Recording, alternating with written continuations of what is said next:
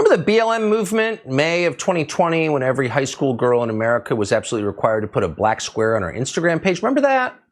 BLM, everyone's for BLM. Mitt Romney marched with BLM. What was that? Well, it was a scam, actually, it turns out.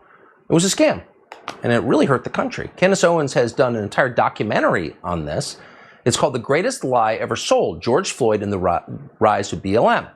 For the documentary, she showed up to the gated mansion in Laurel Canyon, Los Angeles, owned by BLM co-founder Patrisse Cullors. Cullors then posted a video on Instagram complaining about Candace Owens' reporting. Watch this. So we are headed to Laurel Canyon. We've yet to see any black people in this neighborhood. So there's definitely somebody home. Hello. I was just looking to speak to whoever is at this property. Sir? Hello? I don't know if he's going to get someone. I see a very cute German Shepherd, it looks like. This morning, I woke up to Candace Owens being outside of my house with a news crew. I can't see how this purchase helped Black lives anywhere in America. I can't even find a Black life on the property. The dog's not even Black, so there's that. And so they're literally trying to destroy us. They're trying to destroy me. They're trying to destroy the movement. And I just need us to be stronger. When you live in a multi-million-dollar home in Laurel Canyon, it can be hard. Candace Owens is the person who caused the suffering you just saw. She's the producer of the brand new documentary, The Greatest Lie Ever Sold, George Floyd and the Rise of BLM. One of the bravest people we know and one of the smartest joins us tonight. Candace Owens, thanks so much. First of all, thank you for doing this. It's like that whole moment is forgotten. Why did you think it was important to make a documentary about it? Because of exactly what you said, because they want you to forget it, right? They do these things, they sort of punch you in the face and then they move on and they say, nobody look any further. We're now moving on to a different narrative. It is important to pause and to reflect and to consider what happened and ask a very big question, which for whatever reason, no journalist was interested in at the time. We were all basically required to either put up a black square or donate to Black Lives Matter or to make some, statement online about how black people are suffering to make sure that Black Lives Matter would receive the $80 million that it received in 1 year. But nobody asked the question, where is all the money going? I was interested because they turned me into public enemy number one for accurately talking about George Floyd, not in the capacity of a hero, but in the capacity of a person who was addicted to drugs and who had enough fentanyl in his system to kill a horse at the time that he died. That made people angry because people were invested in the emotion of Black Lives Matter.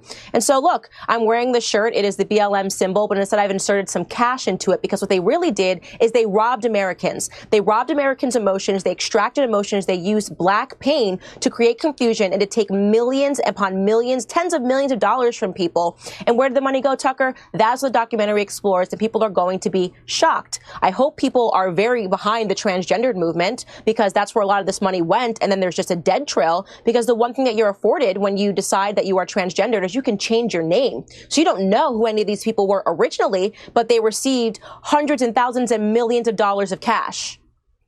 It's all... I just can't control myself and note, because I was there and I watched it.